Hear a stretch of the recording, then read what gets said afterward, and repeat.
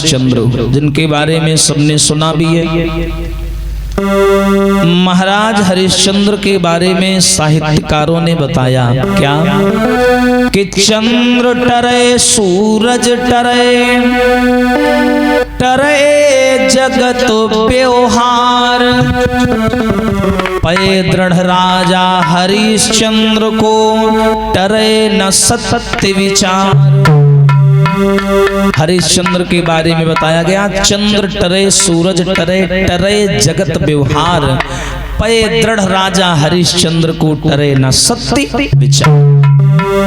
लेकिन ये लाइन बाद की है। हरिश्चंद्र दानी हैं, बड़े सत्यवादी हैं, ये सबने सुना होगा। लेकिन हरिश्चंद्र दानी कब बने, सत्यवादी कब बने, आइए ये जान लेते हैं। पहले नहीं थे ये, ऐसे एक नंबर के झूठा थे। हाँ, एक नंबर के झूठा थे। अब ये सत्यवादी हरिश्चंद्र कब बने, आइए ध्यान देते हैं। महाराज सूर्यवंशी राजा हरिश्चंद्र जो कि अवध के रहने वाले हैं, अयोध्या के, बताया इनकी पत्नी का नाम है तारा। कुछ लोग सैप्या भी कहते हैं, कुछ लोग सत्यवती भी बताते हैं। प्रमाण ये मिला कि रानी तारा के गर्भ से जब कोई बालक नहीं हुआ तो एक दिन रानी तारा ने महाराज हरिश्चंद्र को आंगन में बुलाया। एक बात कही, महाराज एक बात कहें। हाँ बोलो। आपको मालूम है कोई बेटा नहीं है हमारे। बिना पुत्र नाई जत होती है, दुनिया जो आवे सोई कहती है।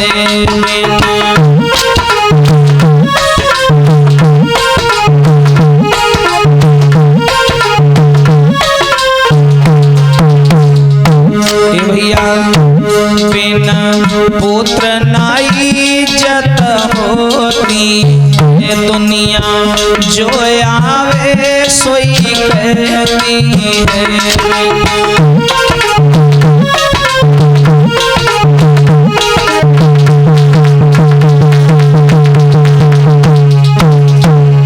महाराज आपको नहीं मालूम है, मेरी कोख से कोई बालक नहीं हुआ है। ये समाज जिनकी संतान नहीं होती उन्हें सम्मान नहीं देता। लोग अछूत, नपुंसक और कायर की दृष्टि से देखा करते हैं ऐसे लोगों को। मेरे कोई बेटा नहीं है, बताओ महाराज क्या करूं मैं। जब रानी ने सामने रो दिया तो राजा हरिश्चंद्र को बड़ा दुख हुआ। नारियां सामने रो दें तो शुभ नहीं होता। शास्त्र तो ये कहते हैं कि नारी का रोना और बिल्ली का रोना बराबर माना जाता है, और जहाँ रोती रहती है वहां कभी कल्याण नहीं होता। जवाब दिया है, करें क्या। रानी बोली, महाराज अगर बेटा नहीं दे रहे भगवान तो कम से कम बिटिया ही दे दे। अगर बिटिया नहीं दे रहे तो बेटा दे दे। मैं ये नहीं चाहती कि बेटा हो और होने के बाद में बना रहे। मैं तो ये चाहती हूँ क्या, अरे हो वे लला तुरत मरी जावे,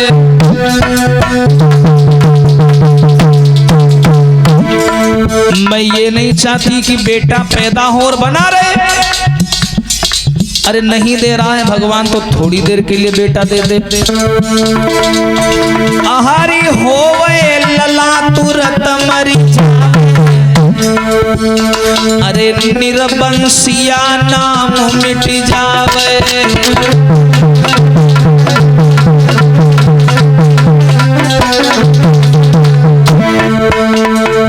मैं ये नहीं चाहती कि बेटा पैदा हो और बना रहे।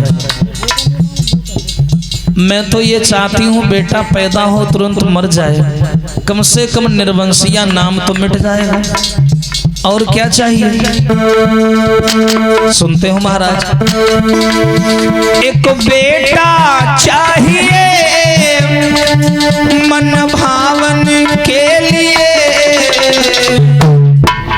बिन बेटा के घर आंगन अच्छा नहीं लगता। बिन बेटा के घर आंगन अच्छा नहीं लगता।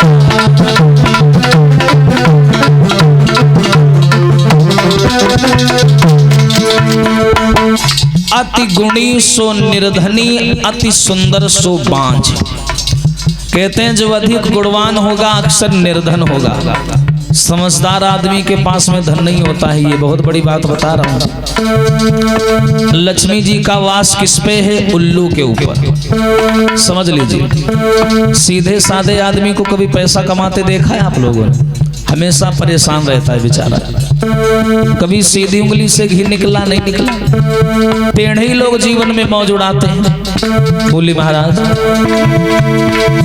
एक बेटा चाहिए मन भावन के लिए, बिन बेटा के घर आंगन अच्छा नहीं लगता।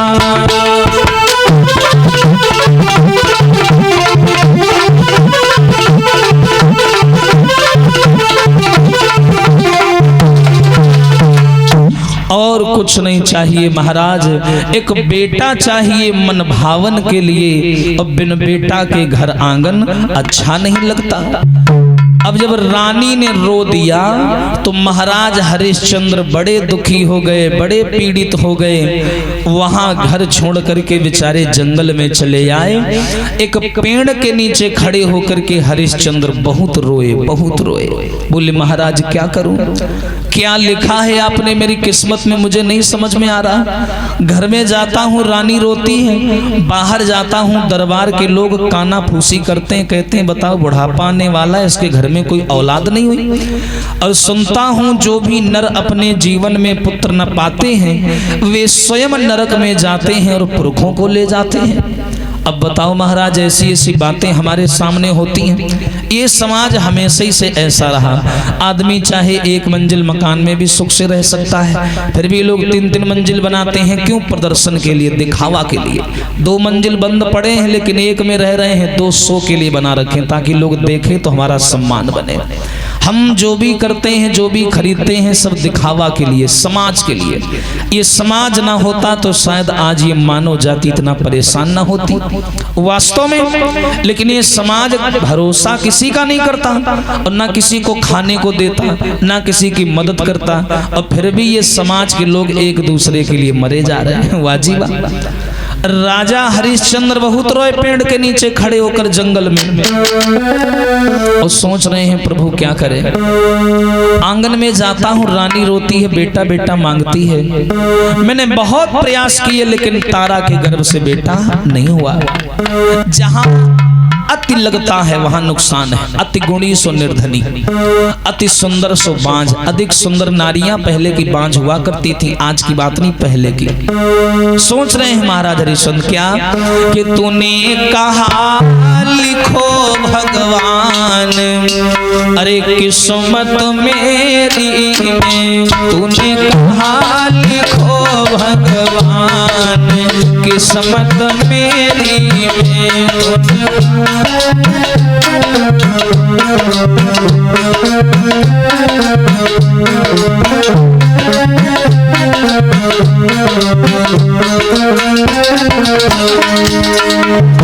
रोते हैं महाराज हरिश्चंद्र क्यों? घर में रोए नारी हमारी, घर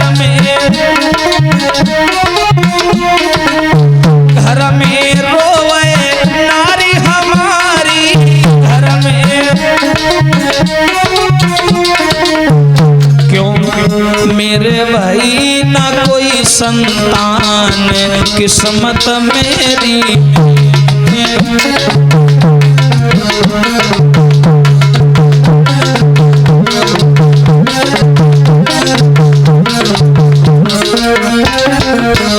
तूने कहा लिखो भगवान, किस्मत मेरी में।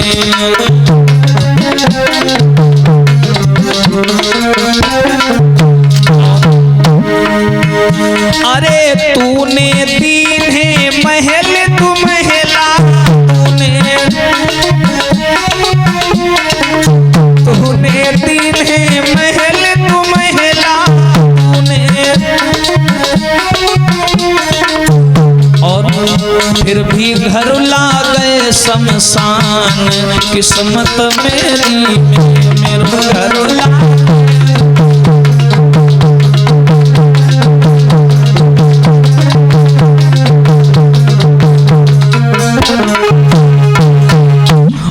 महाराज हरिश्चंद्र पेड़ के नीचे खड़े होकर बड़ी देर तक रोते रहे। जब ये रोते रहे तो अचानक से क्या हुआ, वहां पर वरुण देवता आ गए। वरुण देवता, और जैसे ही वरुण देवता वहां पर आए तो वरुण देवता ने हरिश्चंद्र को रोता हुआ देखा, प्रश्न कर दिया क्या है, क्यों रो रहे हो? राजा होकर के आंसू ढरका रहे हो, तुम्हें शर्म नहीं आती? और वास्तव में जो राजा आंसू बहाए तो समझ लेना एक नंबर का कपटी राजा है। चाहे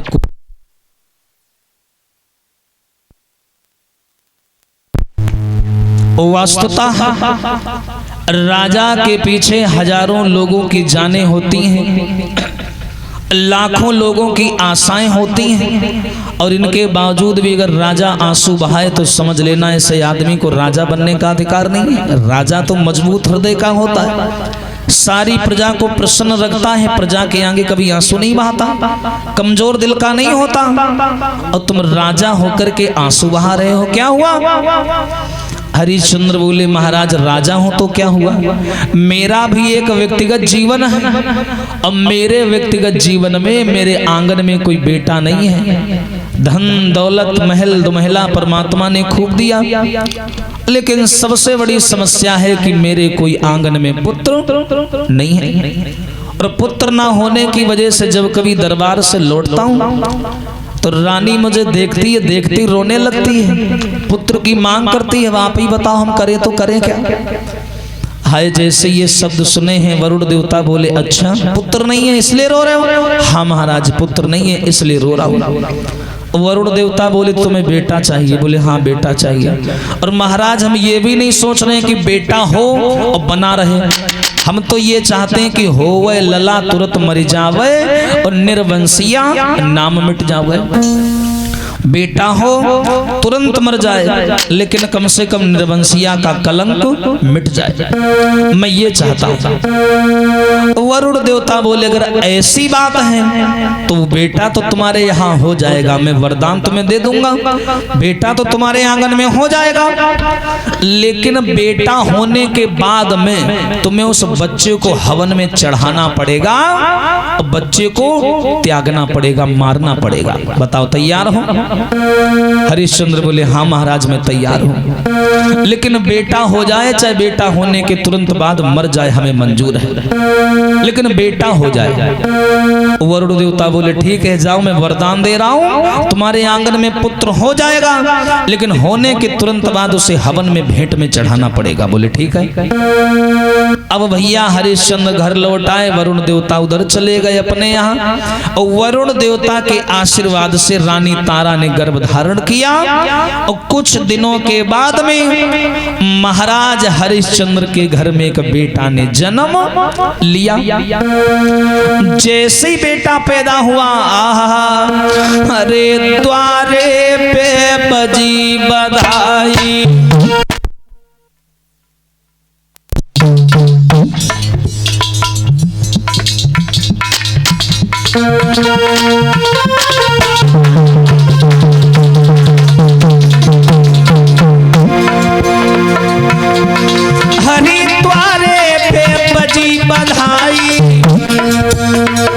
राजा रो है खुशी मनाई।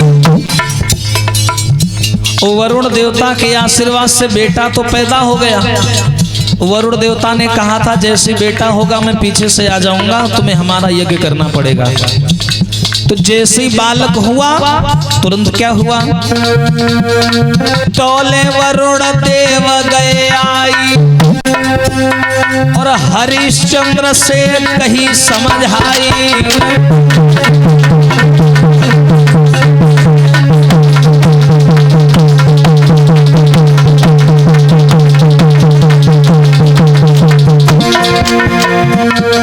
यहाँ वरुण देवता के आशीर्वाद से बालक तो हो गया हरिश्चंद्र के घर में, लेकिन वरुण देवता ने शर्त रखी थी कि बेटा होगा तुरंत तुम्हें हवन में चढ़ाना पड़ेगा। बोले ठीक है। बेटा हुआ, अयोध्या में खुशी मनाई जा रही है, बधाई पड़ रही है। तब तक मैया तारा भी खुश है कि मुझे बेटा मिल गया।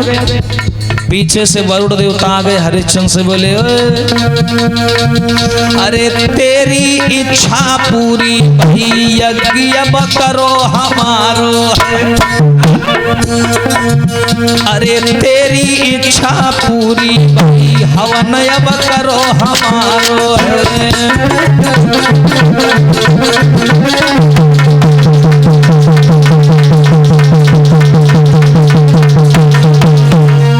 जवाब दिया, सुन, अरे तूने कहा था तेरे आंगन में बेटा हो, और बेटा होने के बाद में चाहे मर जाए लेकिन बेटा हो जाए, तो बेटा हो गया।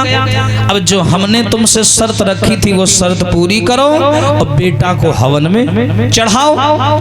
हरिश्चंद्र कहने लगे, वारे वरुण देवता, तुम तो बिल्कुल टाइम के पक्के निकले, बेटा हुआ नहीं अब तुरंत आ गए, कितने बेशरम आदमी हो।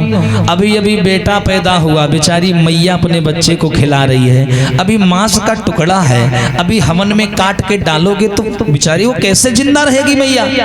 अभी बेटा पैदा हुआ है, अरे 15-16 दिन रुके जाओ, तनु खिला लेन दो, तनु को बच्चे को प्यार पा लेन दो, उसके बाद में आना, कौन सा हम भागे जा रहे हैं। अब बेटा मिला है इतने दिन बाद में, इतने दिन बाद फल मिला, पकाएगा खायू ना पाई तो बेकार है। अभी बच्चा आया है, कुछ दिन रुक जाओ, खिला लेने दो, प्यार कर लेने दो, उसके बाद में हवन में चढ़ा देंगे। वरुण देवता बोले, हाँ चलो भाई कोई बात नहीं है, माँ है, माँ को बुरा लगेगा, माँ जी नहीं पाएगी, चलो ठीक है फिर कभी आएंगे। अब भैया समय कटने लगा, 15-16 दिन बीत गए, और 15-16 दिन जैसे बीते तो 15-16 दिन के बाद में महाराज वरुण देवता फिर आ गए दुआरे, और आने के बाद आवाज लगाए, हरिश्चंद्र, हाँ महाराज, अब तो तुमने खिला लिया होगा, खूब प्यार कर लिया होगा, अब तो हवन में चढ़ाओ जो शर्त रखी थी।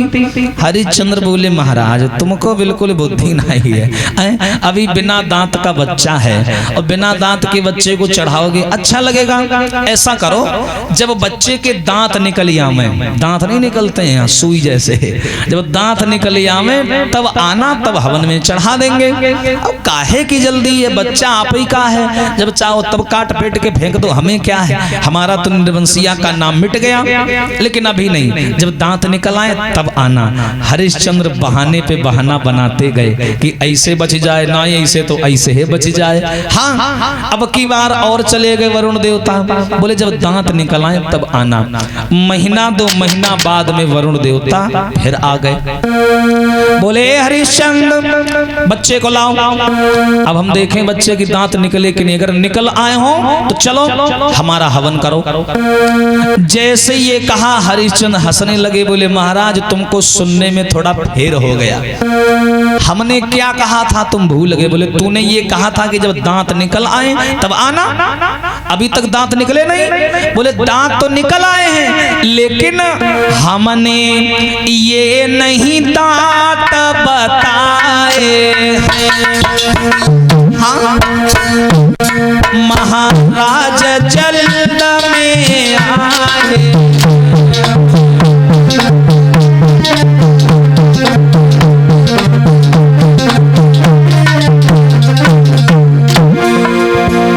हमने ये नहीं दांत बताए, महाराज जल्द में आए हैं।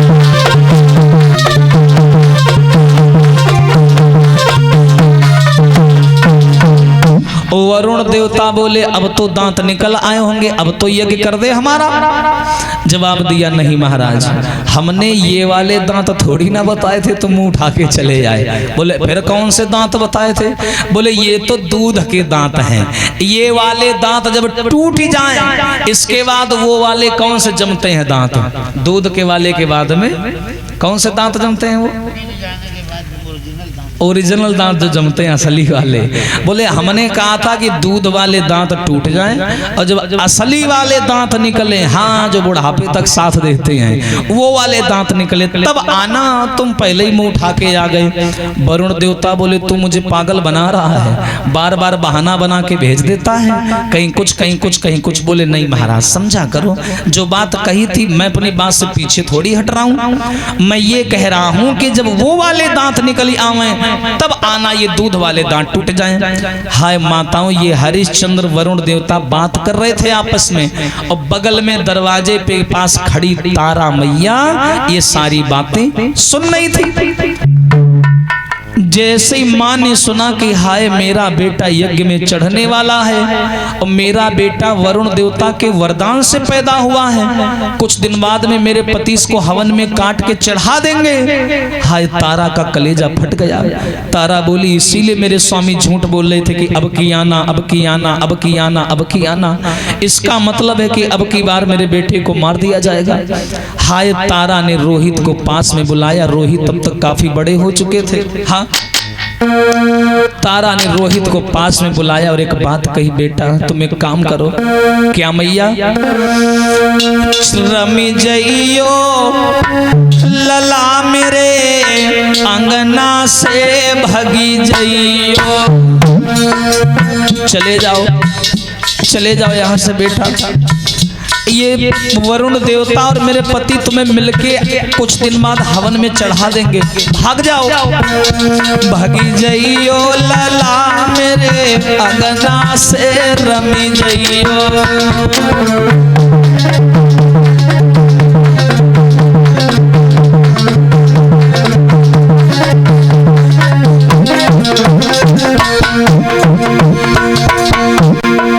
चले जाओ बेटा, यहाँ मत रुको। कुछ दिन बाद में तुम्हें वरुण देवता मेरे पति हवन में चढ़ा देंगे, भाग जाओ। रोहित बोला मैया वो मेरे पिता हैं, मुझे हवन में क्यों चढ़ाएंगे?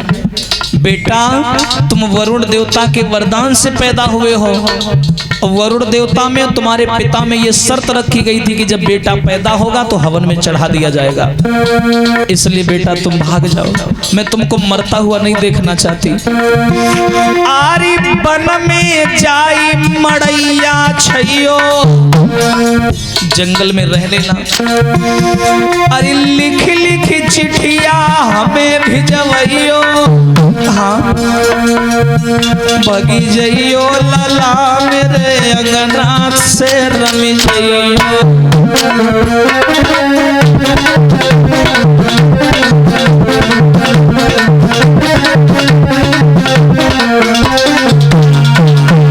ऐसा करो बेटा तुम यहाँ से चले जाओ, तुम्हें नहीं मालूम है कुछ दिन के बाद में ये दोनों लोग मिलके तुम्हें जान से मार डालेंगे, भाग जाओ। आज रोहित को मैया ने क्या किया, एक पोटली भर करके सोने की मोहरें दे दी, जाओ बेटा खर्चा पानी अपना चलाना, जंगल में जा करके इन पैसों का उपयोग करके अपना जीवन काटना, और जब तक मैं ना कहूं तब तक तुम लौट करके यहाँ मत आना, भाग जाओ।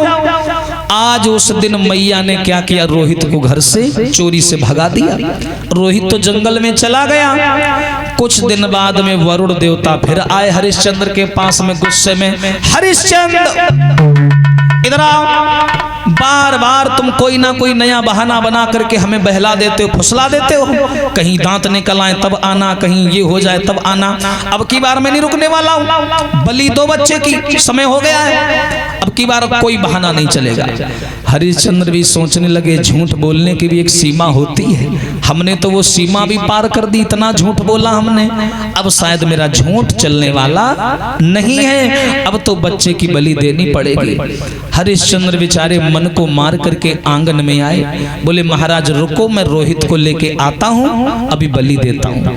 अंदर आए, रानी तारा बैठी है। हरिश्चंद्र बोले तारा रोहित कहाँ गया है? तो तारा झूठी आंसू, नकली आंसू लेकर के बहाना बना करके बोली महाराज रोहित को मैं कब से ढूंढ रही हूँ, पता नहीं कहाँ निकल गया, कल से गायब है। सब राती लगाई आस और बेटा मेरो नहीं आयो, सब राती लगाई आस।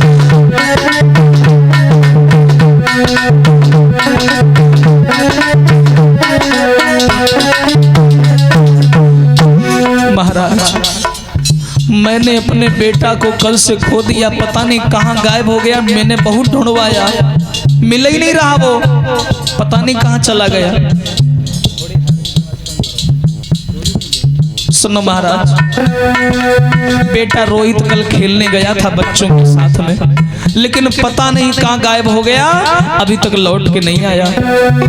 अरे सब रात लगाई सल्ला मेरो नहीं आयो, सब रात लगाई।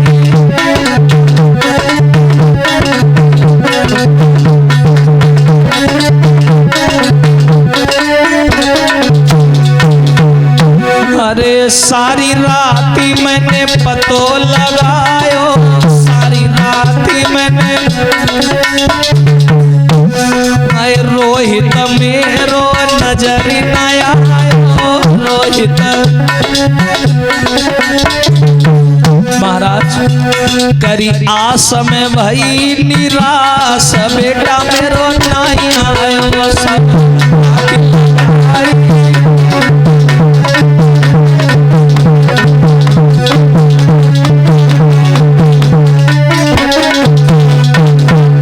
जवाब दिया, महाराज मैंने अपने बेटा को बहुत ढूंढा, कल खेलने के लिए गया था किसी के साथ, लेकिन अब तक लौट के नहीं आया, पता नहीं कहाँ गायब हो गया। हरिश्चंद्र बोले अरे पागल हो गई है, अरे रोहित को ढूंढ के ला, नहीं तो वरुण देवता मुझे जिंदा नहीं छोड़ेंगे। क्यों? वरुण देवता से क्या मतलब है? माफ करना तारा, मैंने तुझे बताया नहीं, रोहित की बलि देनी पड़ेगी। रोहित कोई ऐसे ही नहीं मिल गया, वरुण देवता के वरदान से मिल गया। और तुम तो खुद कहा करती थी कि लड़का होवे और होते ही मर जाए, निर्वंशिया नाम मिट जाए, तो बेटा पैदा होने के बाद में बलि चढ़ाना पड़ेगा, इसलिए रोहित को बुलाओ। वरुण देवता दरवाजे पर खड़े हैं, गुस्सा हो रहे हैं, जल्दी बुलाओ। तारा ने झूठ बोल दिया, महाराज पता नहीं रोहित कहाँ निकल गया, जबकि तारा ने खुद ही भगाया था रोहित को कि जान बच जाए। तारा बोली महाराज मैंने कल बेटा खेलने गया था बच्चों के साथ, तब से मैं ढूंढ ढूंढ के परेशान हो गई, नौकरों से सैनिकों से ढूंढवाया, लेकिन रोहित नहीं मिला। अब हरिश्चंद्र लौट करके बाहर आए, वरुण देवता से बोले महाराज माफ करना, रोहित मेरा कल से गायब है, बच्चों के साथ खेलने गया था लेकिन अब तक नहीं मिला। वरुण देवता बोले बस अब एक शब्द मत बोल देना, तुम बहाना बना रहे हो, झूठ बोल रहे हो, तुमने अब तक झूठ बोल बोल करके हमको पागल बनाया, तुम्हारे दरवाजे के चक्कर काटते काटते एड़ियां घिस गई और तुम्हें शर्म नहीं आई, इतने झूठे हो तुम, झूठ बोल रहे हो हमसे, जल्दी रोहित को लाओ, हमारा यज्ञ करो। हरिश्चंद्र बोले महाराज मैं झूठ नहीं बोल रहा हूँ, सत्य बोल रहा हूँ, रोहित घर पे नहीं है, रोहित गायब है, जैसे मिलेगा मैं यज्ञ करवा दूंगा आपका। वरुण देवता बोले तुम सफेद झूठ बोल रहे हो, झूठ होता है एक सफेद झूठ होता है, बोले तुम सफेद झूठ बोल रहे हो, रोहित को तुमने घर में छिपा रखा है और पिता की ममता के मारे तुम बेटा को सामने नहीं ला रहे हो, मैं जानता हूं। अब हरिश्चंद्र में और वरुण देवता में लड़ाई होने लगी। अब हरिश्चंद्र और वरुण देव में डटी डटी भई लड़ाई।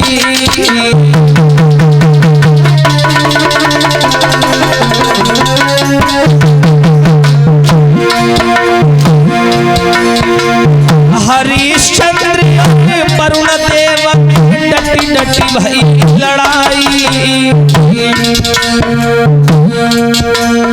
अरे पेश गई नए राजा की है, डटी डटी तेग चलाई।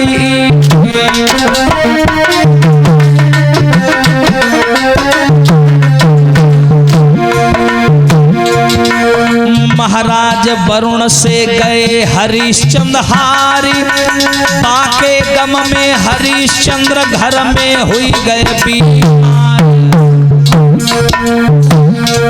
वन में रोहितास ने सुनी तो घर की सूध लगाई, वन में रोहित ने जब सुनी तो घर की सीध लगाई।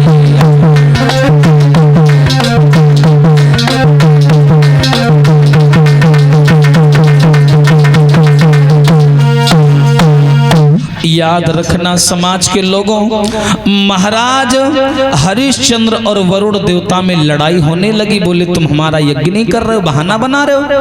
अब जब लड़ाई होने लगी, उस लड़ाई में हरिश्चंद्र हार गए वरुण देवता से, और जब हार गए तो इसी गम में राजा हरिश्चंद्र बीमार हो गए, कोढ़ हो गया शरीर में। जब कोढ़ हो गया तो जंगल में रोहित को मालूम पड़ा कि हमारे पिताजी बीमार हो गए, उनको कोढ़ हो गया है। तब बेचारे रोहित का दिल नहीं माना, अपने पिता से मिलने के लिए, अपनी माँ से मिलने के लिए जंगल से चल दिए, घर की ओर जाने लगे।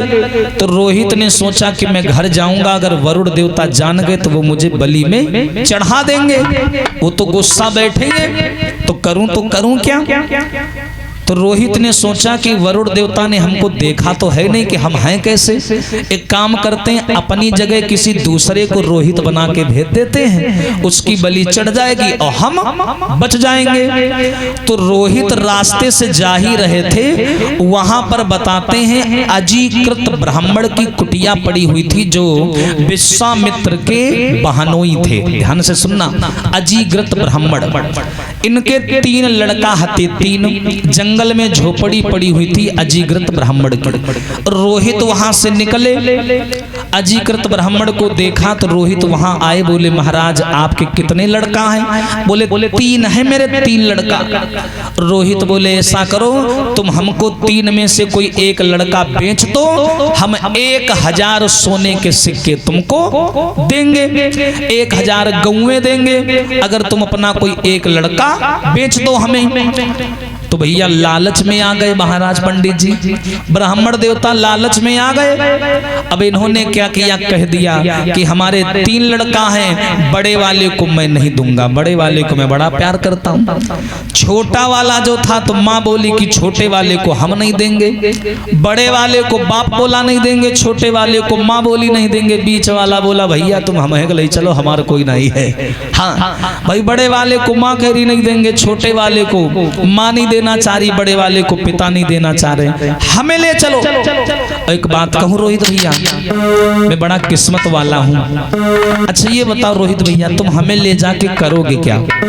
रोहित बोले तुम्हें हवन में चढ़ाऊंगा, तुम्हारी बलि दी जाएगी। लड़का खुश हो गया, बोला मैं किस्मत वाला हूँ जो ऐसे धर्म के काम में तुम हमें लगा रहे हो। कि हाथी के दांत के खिलौना बने भांति भांति, बकरा की खाल की जा ढोलक मढ़ियाई है। हाथी के दांत के खिलौना बने भांति भांति, बकरा की खाल की जा ढोलक मढ़ी आई है। लेकिन शर्म की बात समाज के लोगों, जब मानव की खाल काऊ काम में ना आई। हर आदमी, हर जानवर की खाल किसी ना किसी काम में आई है। बाघ की खाल को सिपाही लोग बांधते थे, शिकारी लोग पहले। चीता की खाल को संत लोग बांधा करते थे, बिछा के तपस्या किया करते थे। लेकिन इंसान की खाल किसी के काम नहीं है। उस लड़के का नाम है सुनाह सेप। लड़का बोला ऐसा करो हमें ले चलो, क्योंकि ना मेरी मैया है ना मेरे पिता हैं। देख लिया दुनिया का और हमने नजारा, और ना हम किसी के ना कोई हमारा,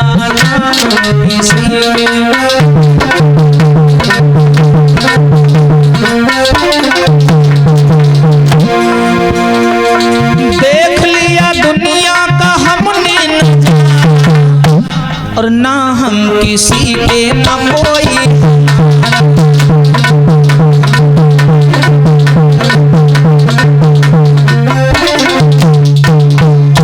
मैं जान गया मेरा कोई नहीं है।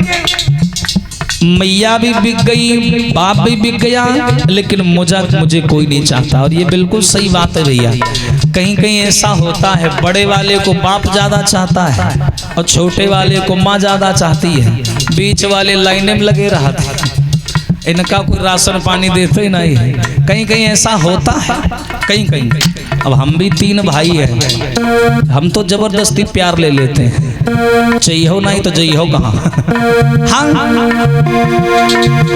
अरे मतलब से तिरिया पति को बुलावे,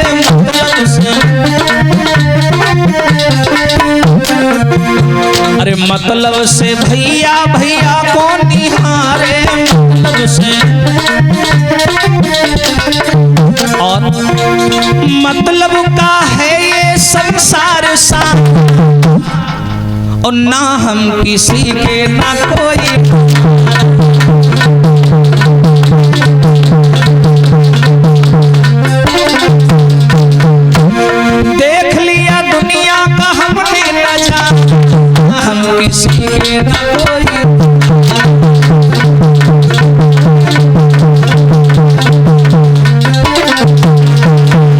याद रखना मेरा कोई नहीं इस दुनिया में है भैया, ऐसा करो तुम हमको ही लेके चलो।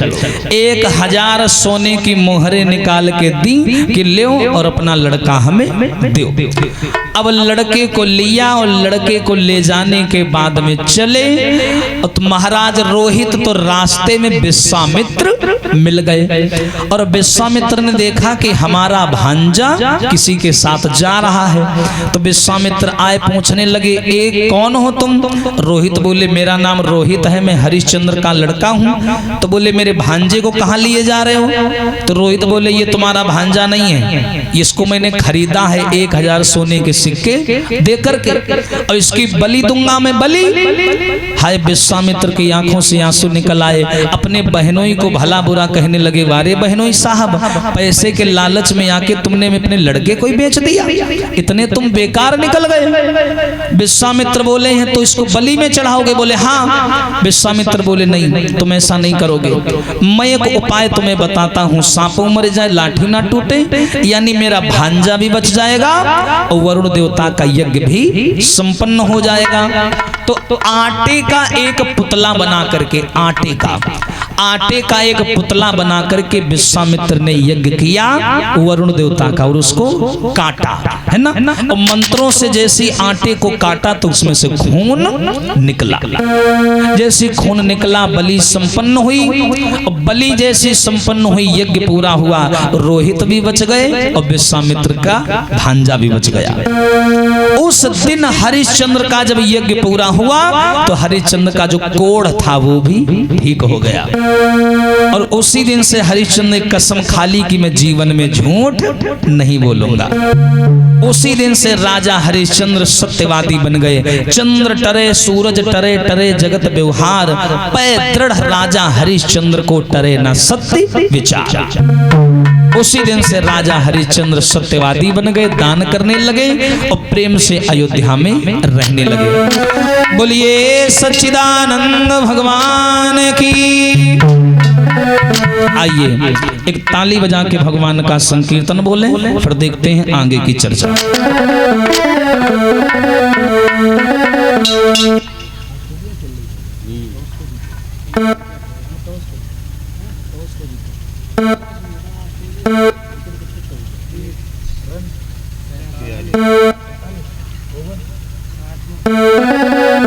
आइए बोलेंगे सभी भक्त। अरे पठाई चिठिया सैया मांगई गवनवा,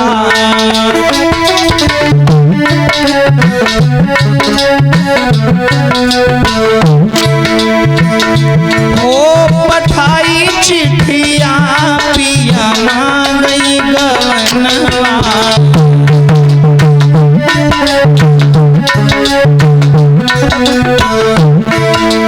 मांगई गवनवा, मांगई गवनवा,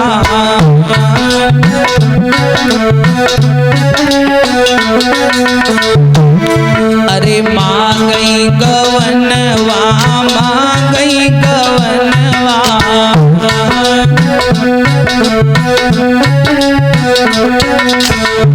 हो पठाई चिठिया पिया मांगई गवनवा।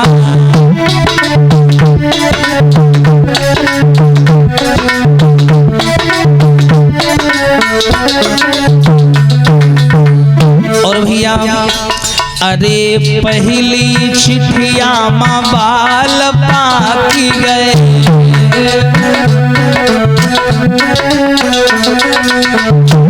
अरे पहली चिठिया माँ बाल पाकी गए,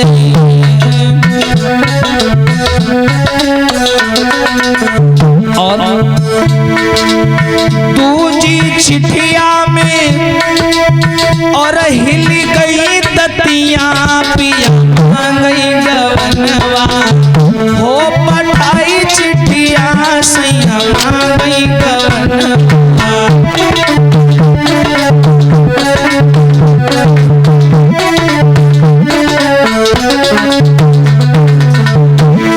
और अरे मांगई गवनवा, गवनवा मांगई गवनवा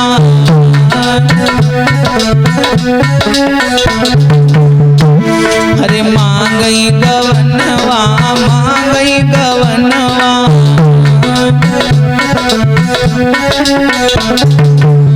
हाय पठाई चिट्ठिया से मांगई गवनवा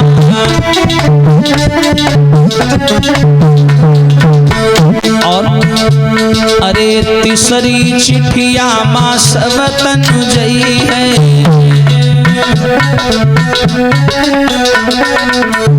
ध्यान देना भैया। अरे तीसरी चिट्ठिया माँ कान बहिरी भय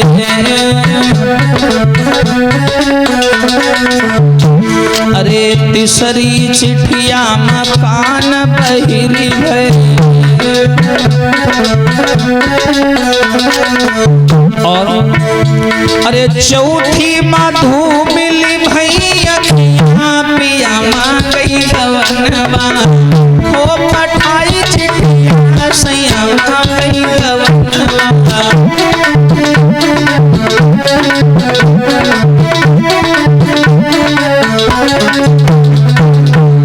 हो पठाई चिट्ठिया राजा मांगई गवनवा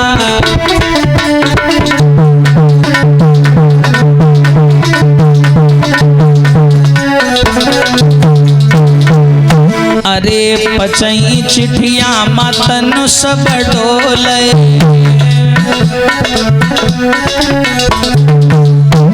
अरे पचई चिट्ठिया म सब तन डोले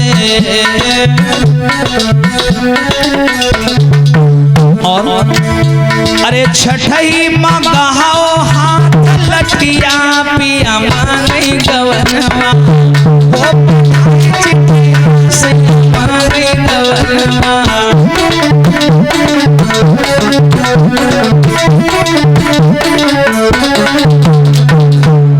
अब अंतिम वर्णन आ गया। अरे छठई चिट्ठिया माँ सब तनु जई है अरे छठई चिट्ठिया माँ सब तनु जई है और अरे आखिरी माँ ओढ़ो अरे सफेद धोतिया पिया मांगई गवनवा आई चिट्ठिया से मांगई गवनवा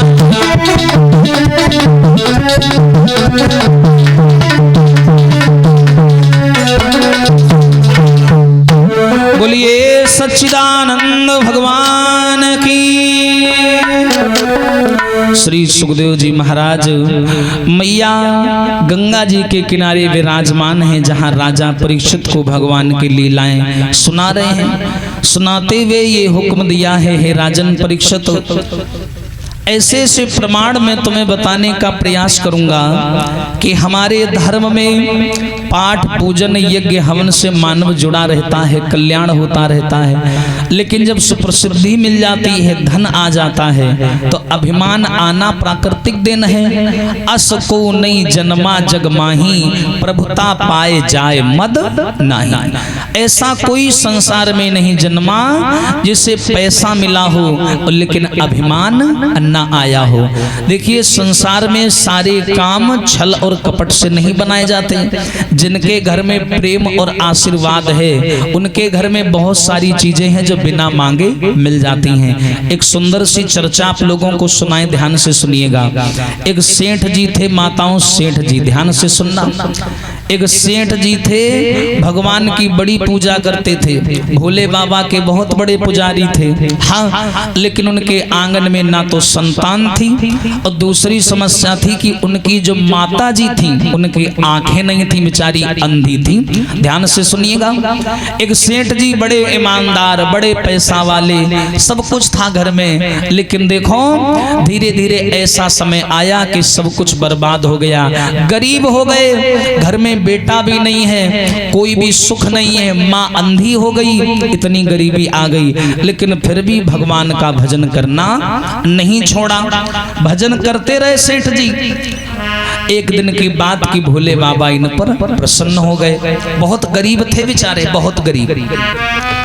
एक दिन भोले बाबा बड़े प्रसन्न हो गए। सेठ जी बैठे हुए थे, पूजा कर रहे थे, भोले बाबा प्रकट हो गए, बोले वरदान मांग लो। जैसी सेठ जी ने देखा कि भोले बाबा सामने आ गए तो सेठ जी बड़े खुश हो गए। सेठ जी बोले वाह, इतने दिन से हमने पाठ पूजन किया, भक्ति करी, और आज जाकर के भोले बाबा हमको मिल ही गए। भोले बाबा बोले वरदान मांगो। सेठ जी वरदान मांगने चले तो एकदम से भोले बाबा बोले सुनो, वरदान तो मैं तुम्हें दे दूंगा, लेकिन वरदान सिर्फ